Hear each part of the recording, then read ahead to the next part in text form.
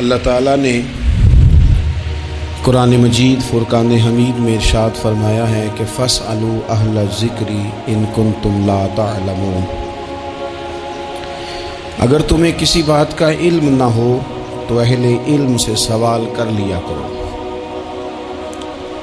اہل ذکر سے پوچھ لیا کرو۔ سوال کرنا بڑا اچھا عمل ہے، لیکن سوال صرف ضرورت کے وقت اس سوال کو پوچھا جائے جس سے جہالت ختم ہو، انسان کے علم میں اضافہ ہو، اپنے شعور کو بلند کر کے مسئلے کو سیکھ کر پھر بندہ اس پر عمل کرنا شروع کر دے۔ نبی پاک صلی اللہ تعالی علیہ وسلم کے صحابہ حضور سے سوالات کرتے تھے۔ امت کو اجازت دی گئی ہے کہ وہ اپنے علماء سے، اہل علم سے، ذی شعور لوگوں سے مشاورت کرے، اور جس چیز کا علم نہیں ہے وہ اس شعبے کے ماہر سے جا کر اس کے متعلقہ وہ رائے لے۔ بہت زبردست مفتی بھی ہو، جید قسم کا عالم ہو، کتاب و سنت پر، سیرت پر، تصوف پر اس کی پوری دسترس بھی ہو، تو پھر بھی اسے حکم ہے کہ اگر وہ بیمار ہے تو وہ ڈاکٹر سے رجوع کرے، اس سے وہ سوال پوچھے، اپنی تسلی کرے اور اپنے حفظان صحت کے اصولوں کے مطابق وقت گزارے، لیکن وہ ضرورت کا، بے تکا نہیں، غلط نہیں، بحث کے لیے نہیں۔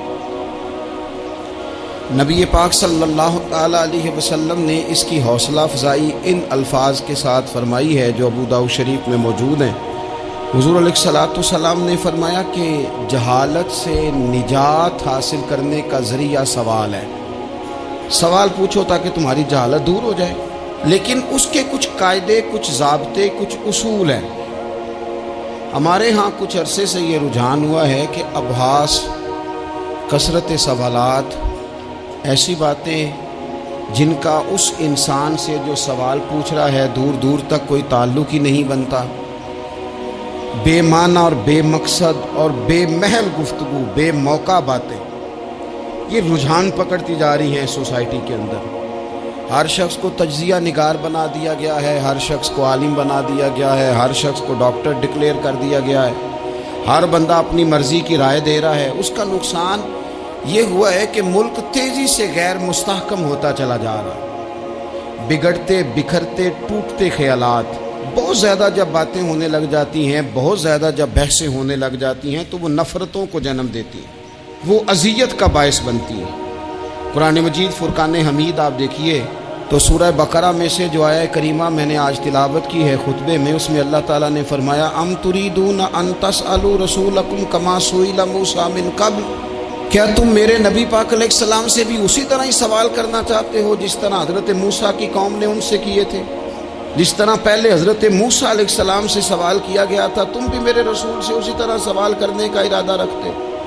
کبھی بنی اسرائیل والوں نے کہا کہ ہمیں پتھر سے پانی نکال کے دیا جائے، کبھی کہا کہ ہمیں کھانا من و سلوہ دیا جائے، کبھی کہا کہ ہم اس وقت مانیں گے جب رب کو اعلانیہ دیکھ لیں۔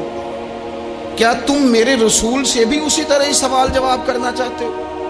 ضرورت کے لیے سوال ضرور کریں، یہ پہلا ہی سپارہ ہے۔ حضرت موسیٰ علیہ السلام کا زمانہ مبارکہ ہے، ایک شخص نے اپنے کزن کو، اپنے چچا کے بیٹے کو، چچا زاد کو قتل کر دیا اور خود ہی اس کا مدعی بن کے حضرت موسیٰ کے پاس آیا کہ بتائیے جناب میرے اس بھائی کو کس نے قتل کیا ہے؟ حضرت موسیٰ نے ایک سادی سی بات کی، کیا فرمایا؟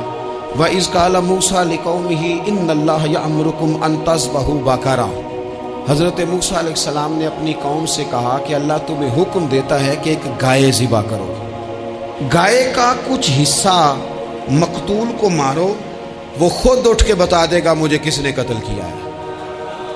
یہ پہلا سپارہ ہے قرآن مجید کا، آپ اس کو دیکھ لیں، یہ آیت نمبر 67 سے شروع ہو رہا ہے۔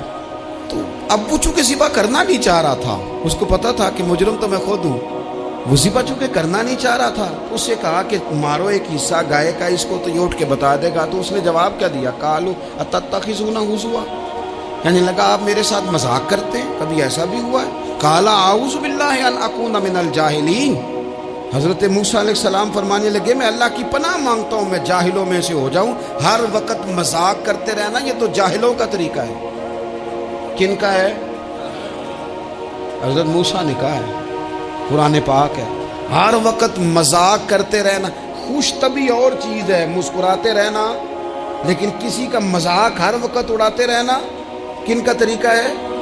جاہلوں کا۔ جب کہا نہیں ذبح کرنی ہے تو اب ذرا دیکھیے، کرنا نہیں نہ چاہ رہے، قالوا ادع لنا ربک یبین لنا ما ہی، کہنے لگے اے موسیٰ پھر آپ نہ رب سے دعا کریں کہ وہ ذرا کھول کے بتائے وہ گائے کس طرح کی ہو۔ ارادہ نہیں نہ ذبح کرنے کا، آپ دعا کریں۔ قال انہ یقول انہا بقرۃ لا فارض ولا بکر، فرمایا کہ رب کہتا ہے وہ گائے نہ بوڑھی ہو نہ زیادہ بچیا ہو، عوان بین ذالک، ان کے درمیان ہو، یعنی جوان گائے ہو۔ فافعلوا ما تؤمرون، کرو جس کا تمہیں حکم دیا جا رہا ہے۔ قالوا ادع لنا ربک یبین لنا ما لونھا، لو اگلی بات سن لو، کہنے لگے آپ دعا کریں رب سے کہ وہ کھول کے بتائے اس کا رنگ کس طرح کا ہو، رنگ بتائیں کس طرح کا ہو۔ قال انہ یقول انہا بقرۃ صفراء، فرمایا رب فرماتا ہے کہ صفراء رنگ کی ہو، یعنی گہرے زرد رنگ کی ہو۔ کہ رب فرماتا ہے اس طرح کی گائے ذبح کرو۔ فاقع لونھا تسر الناظرین، اور جب کوئی اسے دیکھے تو اسے اچھا بھی لگے، آنکھوں کو اچھی لگے وہ گائے، اس طرح کی گائیں ذبح کرو۔ لو اتنی باتیں بتا دی۔ قالوا ادع لنا ربک یبین لنا ما ہی، کہنے لگے نہیں آپ پھر دعا کریں اللہ ذرا کھول کے بتائے گائیں کس طرح کی ہو۔ ان البقرۃ تشابہ علینا، ہمیں ذرا گائیں پر شبہ پڑ گیا ہے کس طرح کی ذبح کرنی چاہیے۔ وَإِنَّا انشاءاللہ لمہتدون، اگر اللہ نے چاہا تو ضرور ہم ہدایت پا جائیں گے۔ پھر اللہ تعالیٰ نے فرمایا کہ قال انہ یقول انہا بقرۃ لا ذلول تثیر الارض، گائیں اس طرح کی ہو کہ وہ کبھی کھیتی میں نہ چلائی گئی ہو، یعنی اس کو کبھی کام نہ اس سے لیا گیا ہو۔ بیل کو لوگ لگاتے تھے نا، جو کام آج ٹریکٹر سے لیا جاتا ہے وہ گائے بیل سے لیا جاتا تھا، تو وہ کھیتی باڑی کے کام نہ اس کو لگایا گیا ہو۔ ولا تسقی الحرث، اور نہ اس سے پانی نکالا گیا ہو، نہ کھیت چلانے ہل چلانے میں لگائی گئی ہو، اور وہ جو کنواں ہوتا تھا جس کے گرد گائیں گھومتی تھی، تو کہا وہ بھی کام اس نے نہ کیا ہو گائے نے۔ مسلمۃ لا شیۃ فیہا، وہ ہر عیب سے پاک ہونی چاہیے۔ قالوا الآن جئت بالحق، اب کہنے لگے اب آپ صحیح بات لے کے آئے، اب سوال ختم ہو گئے نا، کہنے لگے اب آپ بات فذبحوہا، انہوں نے ذبح کر دی۔ وما کادوا یفعلون، پر ایسا کرتے نظر آتے، لگتا نہیں تھا کریں گے ذبح پر ذبح۔ اچھا یہ گائیں پھر ملی کیسے؟ امام خازن کہتے ہیں کہ ایک نیک آدمی تھا، تو اس کا آخری وقت آ گیا، تو اس کے پاس جو کل جمع پونجی تھی وہ ایک بچیا تھی، گائیں کی بچی، بچیا ویڑی، اس کے پاس وہ ایک بچیا تھی صرف۔ تو اس نے اس طرح کیا کہ اس کی گردن پر ایک مہر لگائی، اللہ کے نام پر بطور امانت اس نے اس کو جنگل میں چھوڑا، کہا یا اللہ میرا بیٹا ایک ہی ہے وہ بھی چھوٹا ہے، اس کی حفاظت کرنا اور میرے بیٹے کو پہنچا دینا۔ بچہ بالغ ہو گیا، اس کی ماں نے کہا بیٹا جو امانتیں رب کے پاس رکھوائی جائیں نا ان میں خیانتیں نہیں ہوا کرتی، جا کے جنگل میں آواز دے تیری گائے واپس آ جائے گی۔ اس نے جا کے جنگل میں آواز دی کہ وہ جو میرے باپ نے امانت رکھوائی تھی وہ کدھر ہے؟ وہ نشان لگی ہوئی گائیں دوڑتی ہوئی اس کے پاس آئی۔ واللہ خیر الرازقین، جب رب بندوبست کرے، جب اللہ بندوبست کرے تو پھر معاملہ اور ہوتا ہے۔ وہ گائے آ گئی، اب اس نے کیا کیا اس نوجوان نے کہ وہ گائے گھر لایا، ماں سے آ کے کہا کہ اماں یہ تو اللہ نے فضل کر دیا۔ ماں کہنے لگی پتر حالات ہمارے خراب ہیں، منڈی میں لے جا اسے بیچ دے، لیکن سودا میری مرضی کے بغیر طے نہ کرنا۔ کس کی مرضی کے بغیر؟ کس کی؟ اماں کی مرضی۔ اور سنو یار، تھے کچھ لوگ جن کو لوگوں نے تانے بھی دیے کہ تم ماں کے پیچھے لگ گیا ہے، لوگوں نے بڑا کچھ کہا، پر جو ماں